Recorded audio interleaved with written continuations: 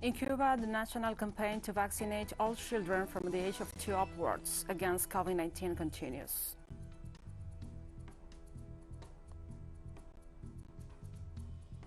The National Electoral Council of Venezuela signed an agreement with the Latin American Council of Electoral Experts to provide international oversight for the regional elections to be held on November 21st.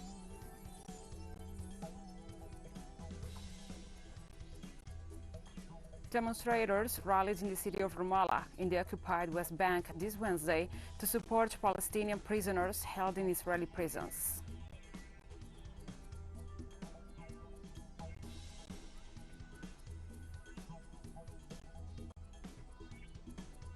From the headquarters of TeleSUR English in Havana, Cuba, this is From the South. I'm Gladys Quesada.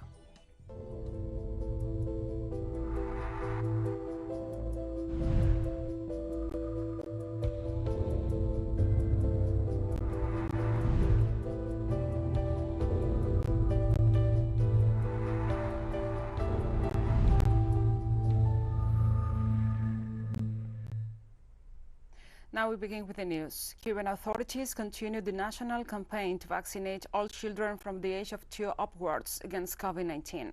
The Caribbean nation has committed to vaccinate over 90% of its population by the end of November. According to the vaccination plan, children aged 12 and older are the first to receive the domestically produced shots, followed then by younger kids. With more than 14 million doses already administered to the adult population, the island became the first country in the world with the highest vaccination rate per 100 inhabitants. To date, more than 5 million people have received at least 1 dose. Schools have mostly been closed in Cuba since March 2020, and the students have been following lessons on television online. The school year started this Monday, but students will continue learning remotely until all eligible children are vaccinated.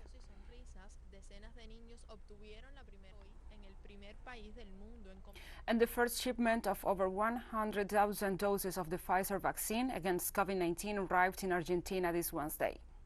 The shipment, the first out of a total of 20.5 million planned for this year, are part of the 580,000 doses that Argentina expects to receive in September, as announced by the country's health minister.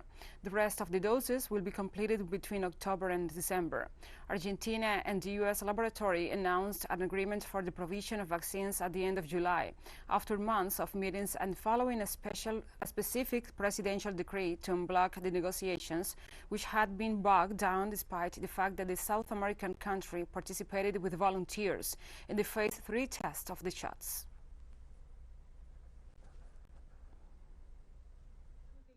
They will be used according to the provincial plan to initiate the vaccination schemes for young people without comorbidities in a universal way, starting at 17 years of age, or also according to each provincial plan to complete the vaccination scheme. I have just signed a ministerial resolution accepting a donation from Spain of almost 850,000 doses of vaccine from AstraZeneca, which will arrive in September.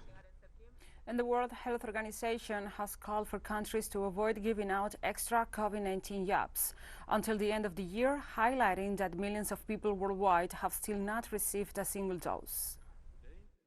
I'm calling for an extension of the moratorium until at least the end of the year, to enable every country to vaccinate at least 40% of its population. Globally, 5.5 billion vaccine doses have now been administered, but 80% have been administered in high and upper middle income countries. WHO's global targets remain to support every country to vaccinate at least 10% of its population by the end of this month, at least 40% by the end of this year, and 70% of the world's population by the middle of next year.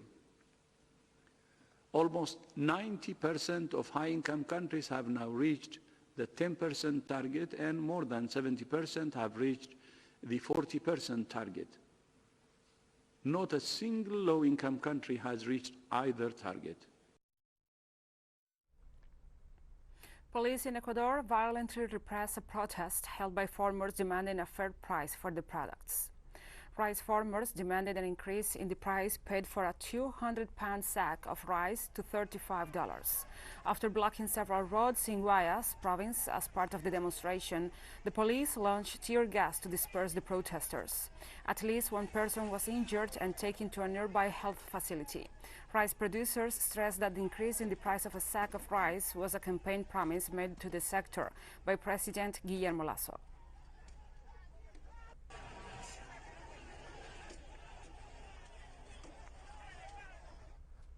Sunday will see primaries in Argentina ahead of the midterm elections in November. The country's different political forces are presenting their proposals for the nation's political agenda. Our correspondent, Oscar Orquera, brings us some of the key campaign issues presented by left-wing candidates. The housing issue is one of the matters Frente de Izquierda, Left Front, seeks to tackle in the autonomous city of Buenos Aires, where rent for one family takes up almost half a salary. Ahead lies the challenge of taking the left toward legislature.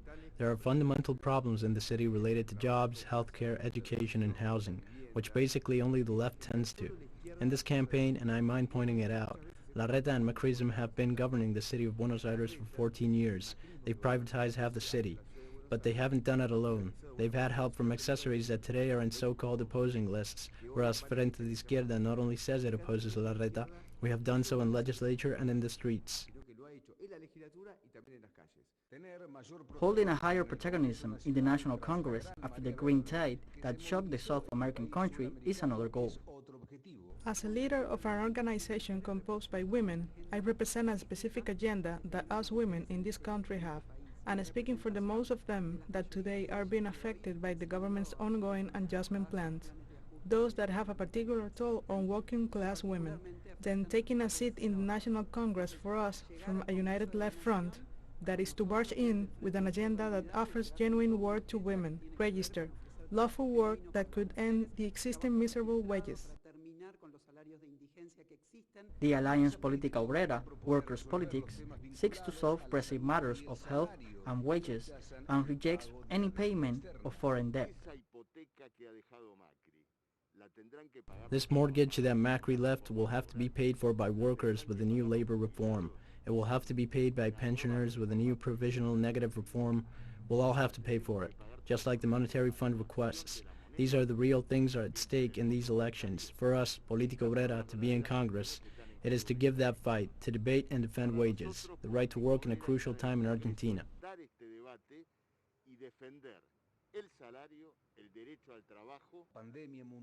The pandemic has stirred up questions in education that require urgent debate, something Política Obrera intends to see out. It's part of the teacher movement that has fought against the criminal presidential courts appointed by governments, which has brought upon the population health damages, because infections increase, and this, with the new virus strain, has put the health system in check. As part of this movement, I want to be in Congress to defend the interests of educational workers and of workers as a whole. They also suggest growing into a united political sector. The left has to change. It has to tear its own roof, reach out to the independent sectors outside the conventional parties. For us, it is important that the left front opens its door to the fighters. COVID-19 and weather conditions make this campaign closing atypical, but this only makes the citizens' vote more sought after. Oscar Orquera, TeleSUR, Buenos Aires, Argentina. Thank you, Oscar, for this information. And now we continue. Mexican President Andrés Manuel López Obrador stressed Wednesday that a landmark Supreme Court ruling that women should not be punished for abortion must be respected. The Supreme Court declaration on Tuesday that criminalizing abortion is unconstitutional represented a major victory for women's rights campaigners. It followed a constitutional challenge to the penal code on the northern state of Coahuila, where women who have abortions previously face up to 3 years in prison. The ruling will affect the whole of Mexico, allowing women in states where abortion is criminalized to undergo the procedure with a judge's order, experts said. Abortion is legal in Mexico City and 3 other states in the first 12 weeks of pregnancy, while other states' penal codes only allow the procedure in cases of rape.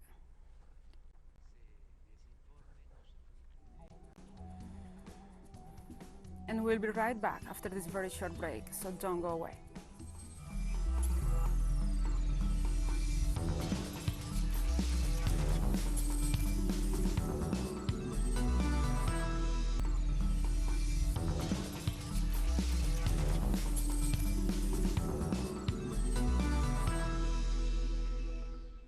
Welcome back.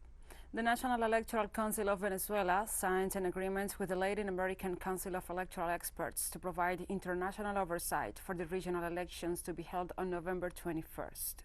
The president of the National Electoral Council of Venezuela, Pedro Calzadilla, noted that the agreement stems from recognition of the experience of the Council of Electoral Experts and the importance of the upcoming electoral process for Venezuela as it works towards greater political stability. The electoral official also said that the National Electoral Council will remain open to receive the recommendations of the experts. But for this to be the most audited, I visited the country and talked to the president and directors about the purpose of this work, and we are already accompanying the audits to the electronic voting system in a telematic way, and now in person. And so we will continue working in all the stages until the day of the elections, on which we can show you what our opinion has been, give you our recommendations and the conclusions we have reached, which we note are always welcomed in order to improve the electoral systems in this country. And after signing the agreement with the Latin American Council of Electoral Experts, the president of Venezuela's National Electoral Council stressed the importance of the elections to be held in November. Because the future of our homeland depends a lot on what will happen on November 21st here in Venezuela. I will dare to say that the future of our America and of Latin America also depends a lot on that. And what we do or do not do, what we do well, will affect the fate of all Venezuelans. That is why we, at the National Electoral Council, are committed to taking great care in the holding of this electoral process. Brazil's Chief Justice Luis Fux denounced the anti-democratic practices of far-right President Jair Bolsonaro following his repeated attacks on the Supreme Court, including incitement of violence by his supporters. Bolsonaro is in a crusade against several Supreme Court judges after the institution authorized several investigations against him and members of his inner circle. Finding the honor of the justices, inciting the population to spread hate of speech against the institution of the Supreme Court, and encouraging non-compliance with judicial decisions are anti-democratic and illicit practices. In a mature political environment, challenges to judicial decisions should be carried out not through disobedience, not through disorder, and not through provoked chaos, but certainly through the recourses which procedural avenues offer. A small group of President Jair Bolsonaro supporters refused to end the protests that started on Tuesday against the Supreme Court. We have more in the following report by our correspondent, Brian Mier. Although the supporters of Brazil's far-right president, Jair Bolsonaro, officially ended their anti-Supreme Court protest in Brasilia at noon on September 7th, hundreds of supporters, many of them drivers of an identical model of new truck, have remained camped out in front of Congress, demanding the immediate firing of all members of the Supreme Court. I want a Brazil that has free expression and a paper ballot system that is less corrupt. I hope that we can have a generalized cleansing of the 11 Supreme Court justices, that they are all removed. As the group demands what would essentially be a fascist-style closure of Brazil's judicial branch of government, members heckle and threaten any government official who walks past. And on the morning of the 8th, a group unsuccessfully tried to violently invade the health ministry. Some of these people have nothing better to do.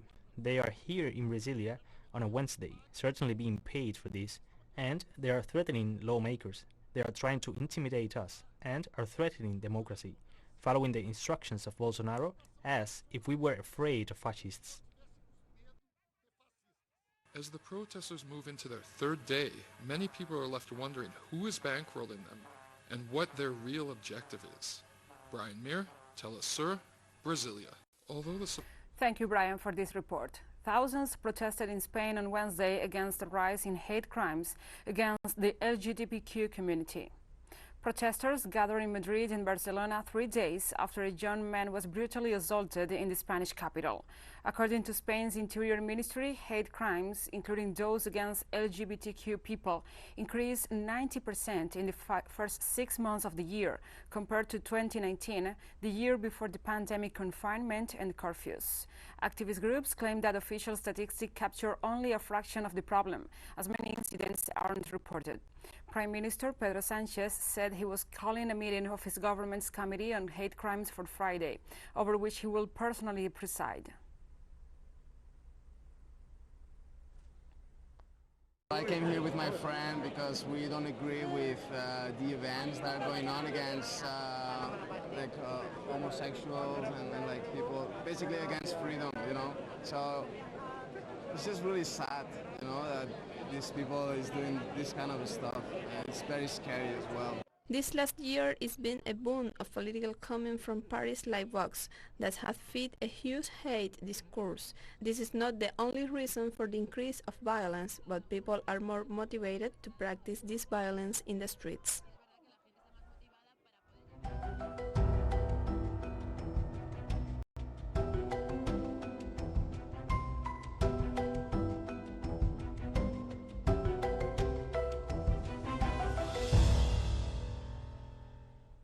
Now we continue. In Bolivia, forest fires are a frequent phenomenon. However, many are deliberately started, sparking calls for tougher penalties for those responsible. In 2020, more than 3 million hectares of forests were burned in Bolivia, while so far this year, fires have devastated more than 600,000 hectares. According to Bolivian authorities, many of these blazes are deliberately provoked, while the penalties for arsonists are minimal. The current fine applicable per hectare burnt is only 20 cents of a dollar.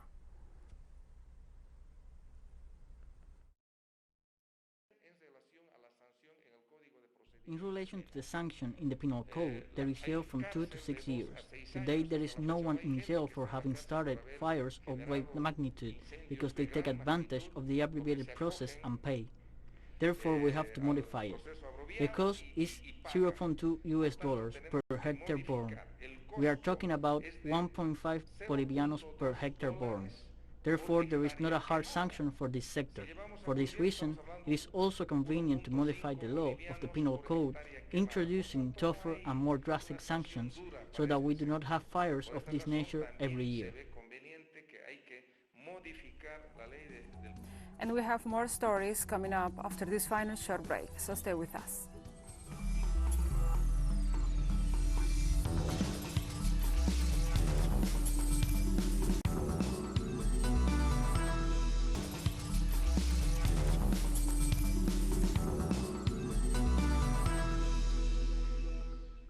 Welcome back.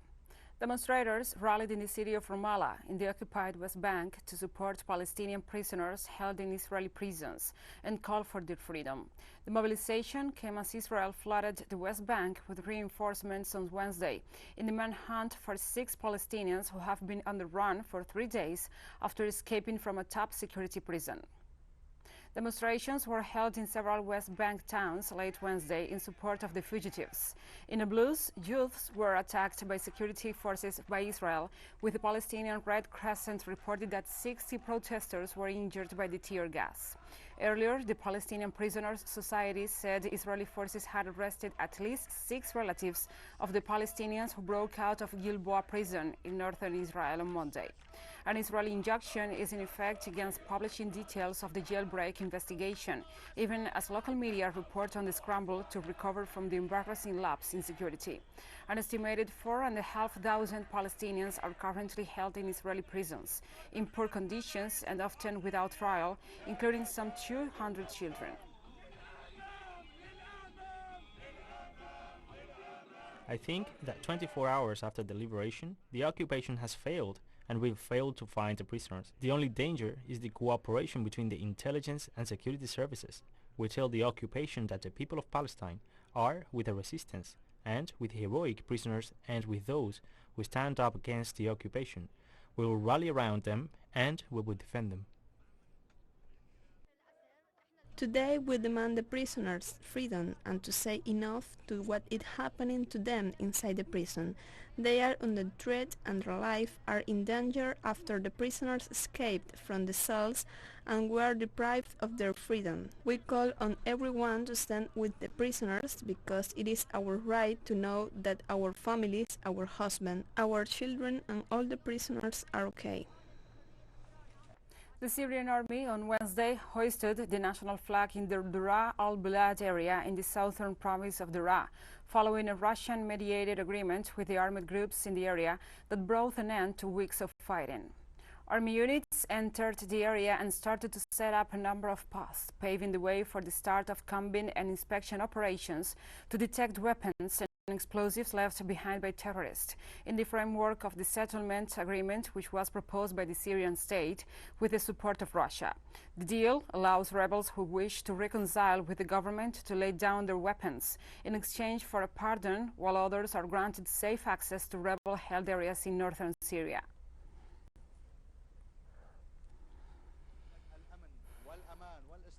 Energy ministers from Jordan, Egypt and Syria agreed on an urgent plan for crisis-hit Lebanon at a meeting in the Jordanian capital this Wednesday. The plan will see gas and electricity provided to Lebanon via Jordan and Syria. Fuel and power shortages are one of the most acute symptoms of Lebanon's economic collapse, paralyzing the economy and vital services like hospitals. Egypt's Minister for Oil and Mines said that his country will be ready to transfer gas to Lebanon as soon as possible via the transnational Arab gas pipeline. However, damage to the pipeline and electricity lines during the decade of intervention and war in Syria means that energy supplies cannot start following before repairs are carried out. According to what I see, the Syrian network is in a very good level of readiness. The technical teams met in the morning and put a work plan, as the Jordanian minister said. We will work on it during the coming 3 weeks, then we will evaluate and hopefully this will be a reality as it was before the circumstances that led in the past for the court. The fighting in Yemen has intensified in the northern city of Marib, nearly 7 years into a war that has triggered a major humanitarian crisis. Nearly 80 members of the Houthi movement and troops of the Saudi-backed government have been killed in the latest clashes, according to officials. Scores of Houthis were killed in airstrikes after they resumed their attempt to capture the strategic city of Marib, the internationally recognized government's last outpost in the north. Meanwhile, the largest humanitarian crisis in the world rages on, sparked by the Saudi Arabian-led military intervention in 2015.